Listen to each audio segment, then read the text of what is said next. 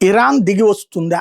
America యుద్ధం చేసే ముందు చర్చలు జరిపిన సందర్భంలో కొన్ని డిమాండ్లు వీళ్ళు తీసుకెళ్ళి పెట్టారు ఇరానోళ్ళు. ఏంటంటే, మేము అణ్వాయుధాలని వాడటం ఆపేస్తాం, ఇదే అణ్వాయుధాలు తయారు చేయడం ఆపేస్తాం, మా పని మమ్మల్ని చేసుకొనియాలి, మా అణు విద్యుత్ కేంద్రాలు నడవనివ్వాలి, మా యురేనియం కలెక్షన్ మమ్మల్ని నడవనియాలి, అయితే మేము ఎలాంటి అణ్వాయుధం తయారు చేయమని మీకు మాటిస్తాం అన్నటువంటి విషయం చెప్పుకొచ్చారు. అదే సందర్భంలో దాన్ని అమెరికా తోసిపుచ్చింది. నీ దగ్గర ఉన్నటువంటి అణు విద్యుత్ కర్మాగారాలు 3 మూసేయాలి, నీ దగ్గర ఉన్న యురేనియం అంతా మాకు అప్పచెప్పాలి, నీకు అందుకు అణు విద్యుత్ కేంద్రాలు కావాలంటే అమెరికా వచ్చి తయారు చేసి నిర్వహణ అమెరికా చేస్తుంది, నీకు కరెంట్ తక్కువకి ఇస్తాం, ₹10 30 అంతే తప్పించి దాని నుంచి తయారయ్యే యురేనియం ఇదంతా మా దగ్గర మేము చూసుకుంటాం, నీ దగ్గర ఉండటానికి వీలు లేదు అని చెప్పింది అమెరికా.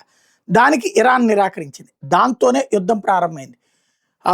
ఇరాన్ దిగొచ్చి నేను అణ్వాయుధాలకు సంబంధించి నా దగ్గర ఉన్న యురేనియం అంతా ఇచ్చేస్తాను, నా దగ్గర ఉన్నటువంటి అణు విద్యుత్ కేంద్రాలు ఆపేస్తాను అని చెప్పడం ఒక ఎత్తు.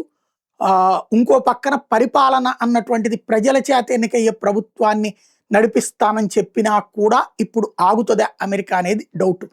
ఏం జరుగుద్దో చూడాలి.